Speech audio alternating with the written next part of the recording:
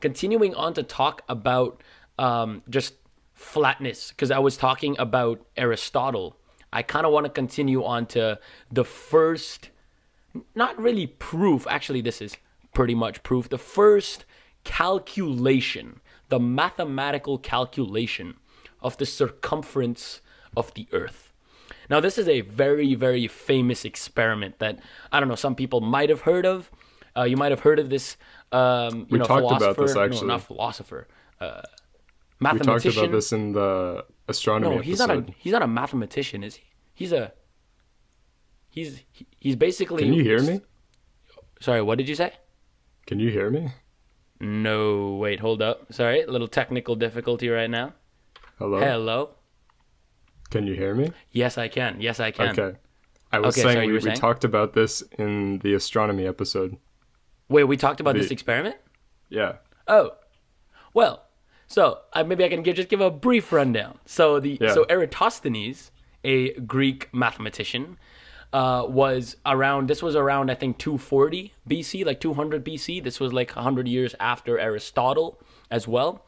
Now this guy is kind of like a living genius. Like when you have no technology, and this guy calculated the circumference of the Earth using a stick. And I think this is this is probably a pretty popular statement, where this guy can do it with a stick, but people still can't figure it out now, right? So what he did was, are you sure we explained this in the astronomy Yeah. episode? Yeah, we explained how they calculated the diameter and the distance of the moon, and also how they calculated the size of the Earth, I'm pretty sure. But we didn't talk about the circumference experiment, did we? I mean, the size and circumference is the same experiment. Oh, okay. Okay, 'Cause so if again, you assume basically it's the idea yeah. the idea was to find the length or the angle of the shadow given by a stick, because he took a stick, right? On summer solstice. So by finding the angle that, is that the stick makes with the ground, that the shadow of the stick makes with the ground, by finding that angle, we can make kind of like a proportionality relationship between two cities. So if we have the angle, right, of the shadow in two cities, and we have the distance between these two cities, we can simply compare them, because we know the total angle has to be 360 degrees, right? Because again, all the way in 200 BC, these guys knew it was spherical and round, but anyways. So by taking this angle over 360 degrees and comparing it to the distance, between these two cities that the angle was taken on, we can then kind of get an estimate of the circumference of the Earth. And I believe that this guy, almost like 1,500 years, no, 2,000 years before we get the exact number using satellites, he calculated the circumference of the Earth with, I think, only like 800 meters or something uncertainty. Like incorrect from what we know today. No, I think we were able to find the actual value before satellites. Were we? Yeah, Like the exact... definitely.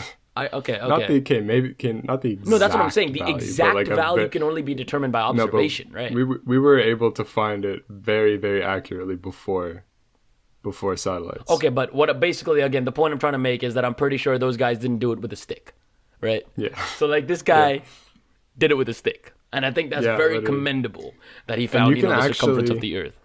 You can actually go on YouTube and you can find somebody that does this experiment with his bicycle. Oh, He measures the shadow okay. on one day, and then like he measures it, and then he goes on a bike ride, a very, very long bike ride. Like I think it was like 24 hours or whatever. Oh my. Well, he didn't bike the whole time, but Okay. like an entire day passes, right? And then I don't know how many kilometers he goes, but on the next day at the same time of day, he measures the shadow, and then he checks like how far he biked, and then checks the difference in the angle, and then calculates the radius. And it was actually not bad. Like it wasn't bad. Exactly. I mean, it gives you a very good number, because at Yeah. the end of the day, the Earth is not perfectly spherical. Like there were a lot of assumptions that even Eratosthenes made that simply aren't really true. Like for example, the two cities that he was working with were Cyan and Alexandria, also in Egypt. Now, the assumption that he made is that Alexandria is perfectly north of Cyan, which I believe is not exactly true. Another one that he made was, that Cyan is perfectly on the Tropic of Cancer. So on summer solstice, the shadow will be 0 degrees, but that wasn't exactly true. So there were these small, exact quantities that obviously he probably couldn't even measure at this time, but he still got a very, very, very close value, and I think that's extremely cool.